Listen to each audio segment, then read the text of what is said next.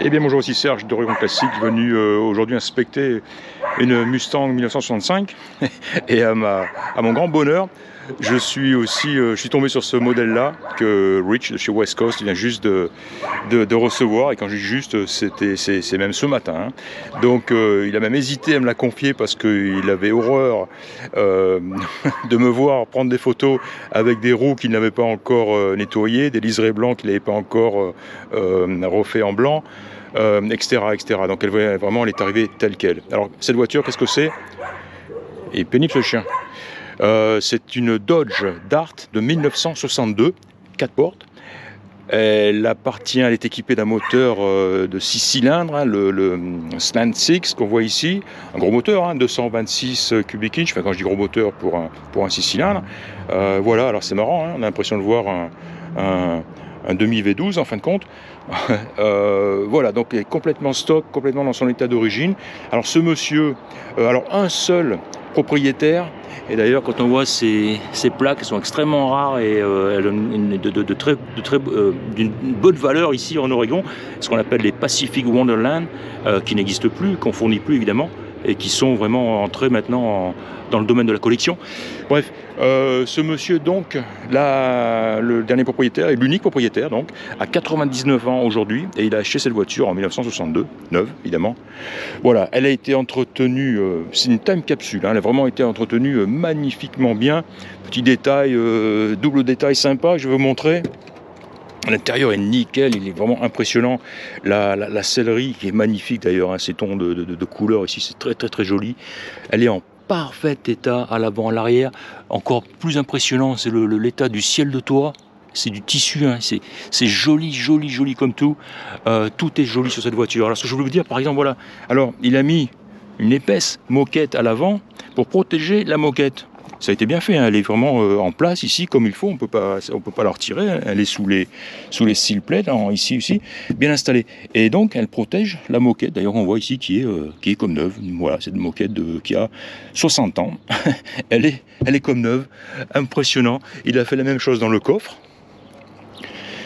où il a mis la bonne vieille moquette, hein, des années 60 pour protéger le tapis de coffre qui est ici et qui est en excellent état aussi, hein, lui-même insonorisé, voilà, qui donc, bon, tout ça est bien en place, bien installé, je ne vais pas tout arracher, mais ça laisse deviner un fond de coffre en excellent état.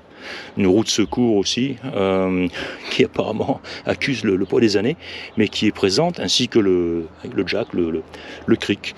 Voilà, vraiment impressionnant, hein. Apparemment, il devait traîner une petite caravane, un petit quelque chose derrière. Et voilà, j'adore cette voiture, simplement parce que... Enfin, simplement... elle est assez unique, hein, dans son design. On voit toutes ces particularités qui sont vraiment adorables, hein, comme voilà ça. Pourquoi ils sont embêtés à faire ça à l'arrière dans le prolongement du feu?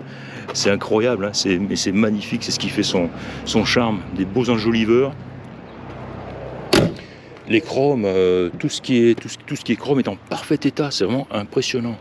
Regardez, l'antenne est cassée apparemment, il manque l'antenne. Mais voilà, regardez un petit peu les galbes, ces fameux détails ici. J'aime aussi les feux. Alors c'est des longues portées, les feux de longue portée peut-être, oui je pense. Pas, oui, bien intégrés dans la grille à l'avant. Et on voit ici en dessous les clignotants. Voilà, magnifique nez. Oh, cette voiture est phénoménale. La couleur, c'est beige. Je me demande s'il n'y a pas un petit reflet saumon selon l'angle. On voit une légère couleur, ouais, saumon, pas rose, mais ça dépend. Bon, la couleur de base est vraiment beige tout simplement, hein, mais voilà, 4 portes. L'arrière est en parfaite condition. Là, c'est vraiment incroyable, hein. Regardez un petit peu l'état des joints, des lèche-vitres, c'est nickel. C'est pas possible. Oh, Je sais pas, hein, est-ce qu'elle a été restaurée cette voiture à un moment donné, c'est toujours la question qu'on se pose, quoi. Elle est peut-être vraiment trop belle pour ne pas avoir été restaurée. Mais bon, avec un monsieur, comme on le voit, qui prend autant de précautions, qui a pris autant de précautions pour la préserver, la protéger, on peut s'attendre à tout.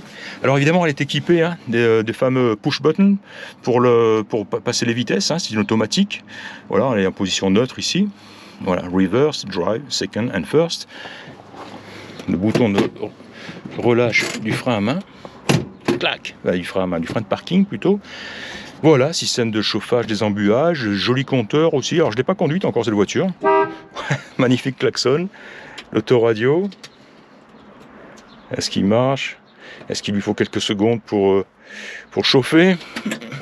Oh, regardez, on a même le Operating Instructions Dodge Dart 1962. Est-ce qu'on a des informations intéressantes? Des fois on y trouve le nom du premier propriétaire. Le nom, dernière page peut-être. Oups, non plus, hein. Mais bon, c'est pas un problème puisque c'est une voiture d'un seul propriétaire et on a évidemment le title, donc on a tout ce qu'il faut concernant l'historique de cette voiture. C'est assez simple et vite fait. Tiens, on va le mettre en marche. Je ne l'ai pas entendu tourner encore. Alors, oui, contact, démarrage. Nickel. Ah, j'entends l'autoradio grésiller. Ben oui, on sait que l'antenne est cassée, donc.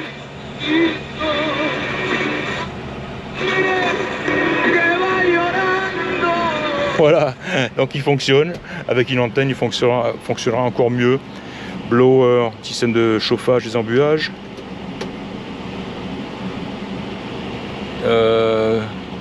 Warm, cool. Voilà, j'entends le ventilateur. Et je sens l'air sur les pieds. Ça fait du bien, ça fait du bien. Voilà. On va jouer avec ses vitesses. Alors, pied sur le frein. On va passer, tiens, on va essayer un petit coup de reverse.